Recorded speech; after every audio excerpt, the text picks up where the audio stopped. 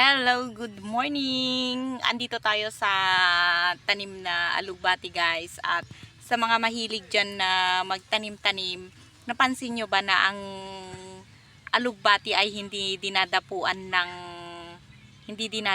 ng insekto o di kaya ay uod. Hindi kagaya sa ibang gulay-gulay na talagang kapag hindi mo inisprehan ng pesticide ay talagang pagpiestahan yan ng mga insekto, 'di ba guys? Napansin nyo?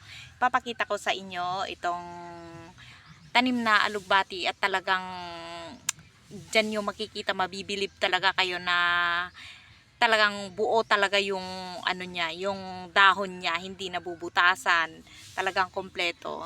Ilang araw lang na hindi natin binibisita itong tanim natin na alugbati, ang hahaba na ng kanilang talbos. Tingnan nyo guys, oh. Ayan. Papakita ko sa inyo ang tanim natin na alugbati. Bago ko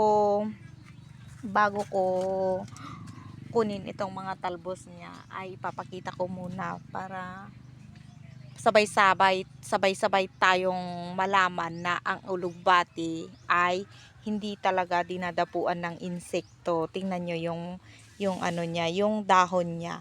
Buo talaga, buo-buo siya. Ayan, andito yung mga talbos. Dito sa banda rito, dito sa banda dito, oh, ito yung maroon na alugbati. Ayan, nandun pa oh, gumapang. Ang bilis. Alam nyo guys, ang bilis gumapang ng alugbati, kaya kung gusto nyong magtanim na kayo kasi ano, maganda ito na gulay. Ang bilis niyang tumubo, ang bilis mabuhay. Tapos hindi siya maselan na gulay guys. Kaya talagang yan oh, how many times ko kinuhanan. Ayan. Tapos ano siya, maganda siya na gulay. Ayan, may mga bunga na siya guys, oh. Ayan. Talagang magulang na siya, kaya ano, punta tayo sa banda doon. Magulang na siya. Kaya ano, ganito. Punta tayo sa banda sa likod. Kabilaan kasi guys ito. Kabilaan kasi guys na ito kasi bakod ang pinagtamnan, kaya talagang gumapang. Tingnan nyo. Ganito. Ayan, ganito pagkuha. Oh. Ayan.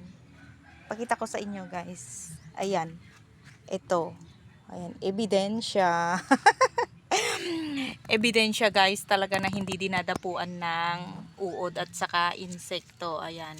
Tapos, ang kintab-kintab pa ng dahon niya. Makintab. Tingnan nyo guys, oh.